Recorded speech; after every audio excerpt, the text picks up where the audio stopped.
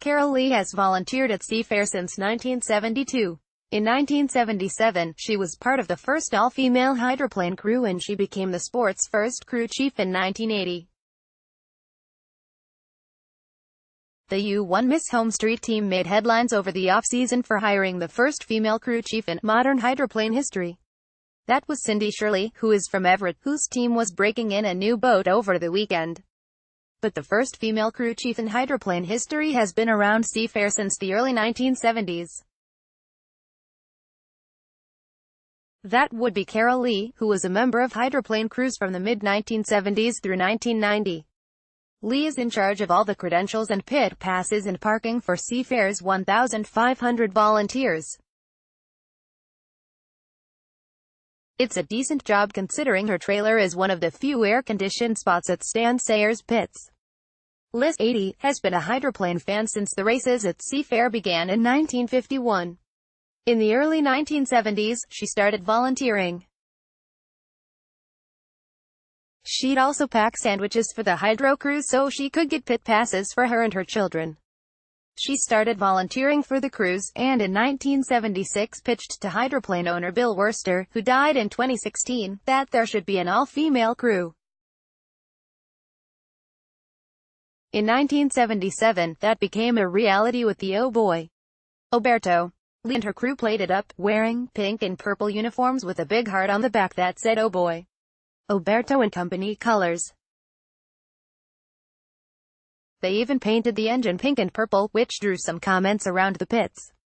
Following the 1979 season, she was named Crew Person of the Year by the Unlimited Racing Commission of the American Powerboat Association. Liz, who worked for U.S.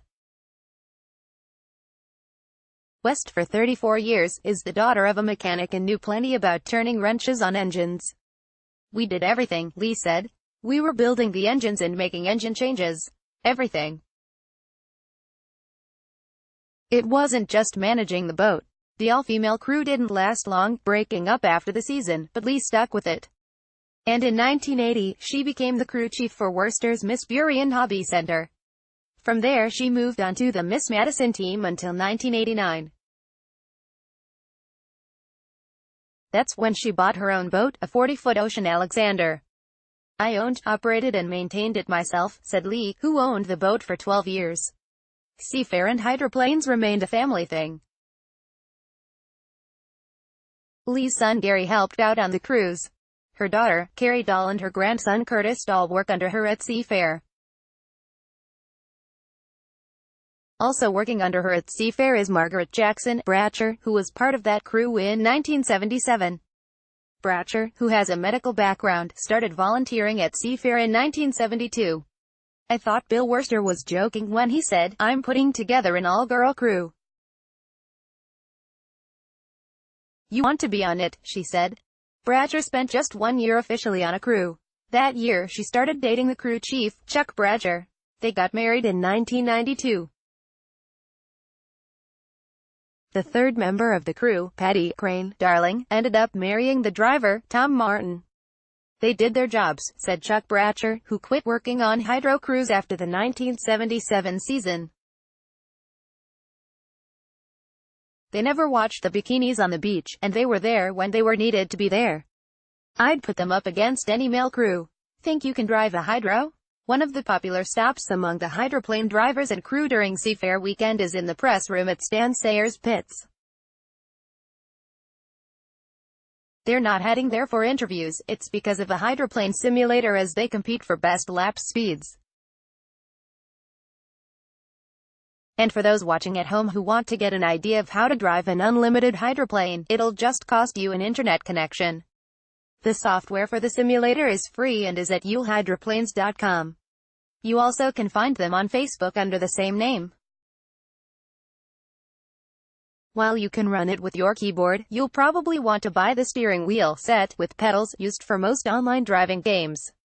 You can get on and try your hand at qualifying anytime.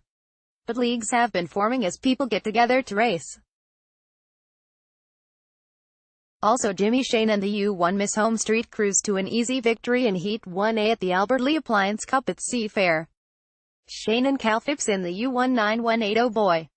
Oberto were battling before the Oberto, which has been battling mechanical problems all weekend, went dead in the first lap. The U99.9 Miss Rock was second. Phipps rallied to finish third, and the U11 Reliable Diamond Tools presents J.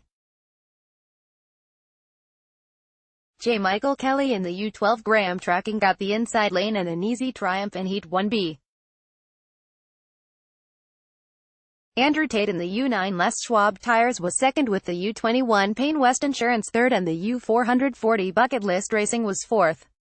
Television coverage for the Albert Lee Appliance Cup at Seafair begins at 3 p.m. on Kong.